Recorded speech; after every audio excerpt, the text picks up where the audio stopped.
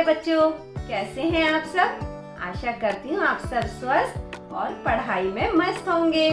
बच्चों, जैसा कि आप सभी जानते हैं, परिवर्तन प्रकृति का नियम है। परिवर्तन मतलब बदलाव, और समय के अनुसार सभी चीजों में बदलाव आता है। जैसे ऋतुओं का बदलना, खान पान में बदलाव, कपड़े पहनने के तरीकों में बदलाव, रहन सहन के ढंग में बदलाव, यहाँ तक कि घरों में भी बदलाव देखने को मिलता है। तो बच्चों, आज हम जानेंगे कि घरों में बदलाव के क्या कारण हैं। उसके लिए मैं आपको मिलवाने जा रही हूँ चेतन दास जी से, जो स्वयं बताएंगे अपनी आप बीती। मैं हूँ चेतन दास।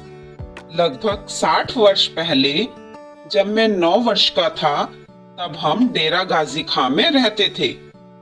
जब भारत और पाकिस्तान का बंटवारा हुआ, तब लोगों को पाकिस्तान छोड़कर भारत आना पड़ा। मैं और मेरा परिवार भी रेलगाड़ी में बैठकर दिल्ली आ गए।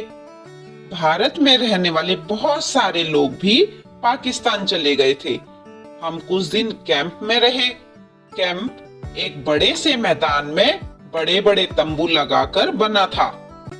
लोग बातें करते थे कि हमारा देश 2 हिस्सों में बंट गया है, भारत और पाकिस्तान। कैंप में कुछ दिन रहने के बाद हमें सोहना गांव में एक जमीन मिली। अम्मा, बाबा और हम सब बहन भाइयों ने मिलकर अपना एक कच्चा घर बनाया।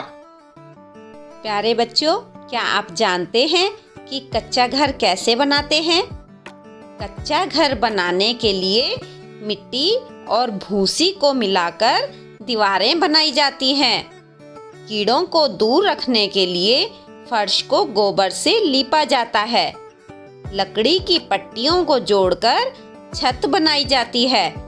दीमक से बचाव के लिए नीम और कीकर के पेड़ की टहनियों को लकड़ी पर लगाया जाता है।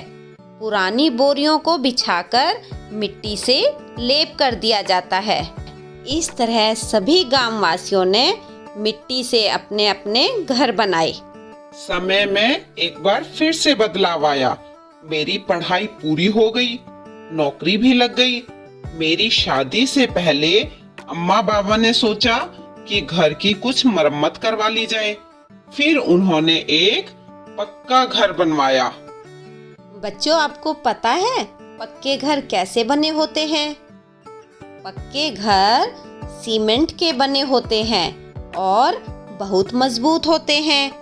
छतें लोहे और सीमेंट से बनी होती हैं।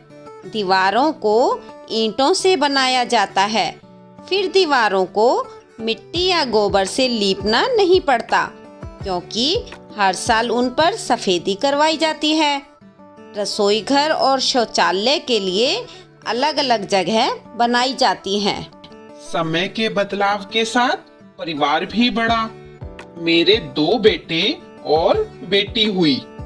पढ़ाई पूरी होने के बाद जब बच्चों की शादी की बात चली, तो सोचा पहले घर को पक्का करवा लिया जाए।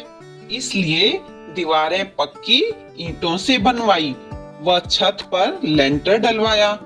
फर्श भी मार्बल के दाने और सीमेंट से पक्का बनवा लिया। रसोई घर और शौचालय में भी बदलाव किया। मेरे छोटे बेटे मोंटू की नौकरी लगने के बाद पूरा परिवार दिल्ली आ गया। सोहना से दिल्ली के रास्ते में बहुत बड़ी बड़ी इमारतें बन गई, जिन्हें गगनचुंबी इमारतें भी कहते हैं। तो देखा बच्चों आपने किस प्रकार समय के साथ बदलाव आया।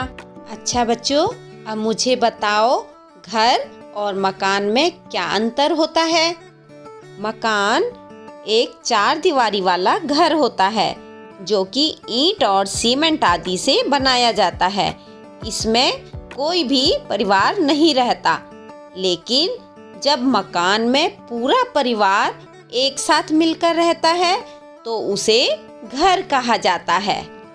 अच्छा बच्चों, अब मुझे बताओ तुम्हारा मकान किन किन चीजों से बना है? जिया बेटा, तुम बताओ।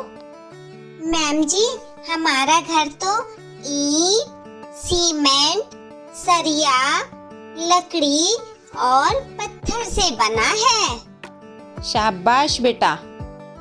बच्चों, इस चित्र को ध्यान से देखो। यहाँ लोग क्या क्या काम कर रहे हैं और वे किन किन औजारों का इस्तेमाल कर रहे हैं। बच्चों, कुछ लोगों को उनके काम के अनुसार खास नाम से बुलाया जाता है।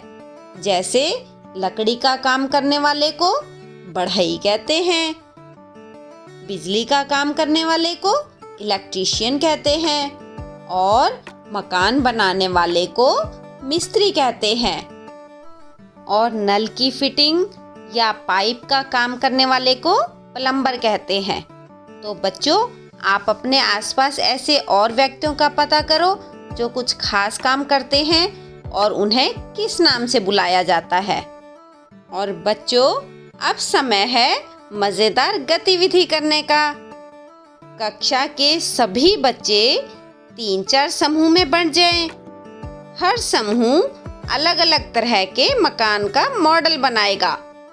आप इन चीज़ों का इस्तेमाल कर सकते हो, जैसे मिट्टी, लकड़ी, कपड़ों के टुकड़े, जूते के डिब्बे, रंगीन कागज, माचिस की डिब्बी और रंग आदि। यह देखो बच्चों, मैंने जूते के डिब्बे से कितना सुंदर मॉडल बनाया है। मैंने कुछ रंगीन कागज भी लिए और कपड़ों के टुकड़े और रंग लिए और एक सुंदर सा मॉडल बना दिया।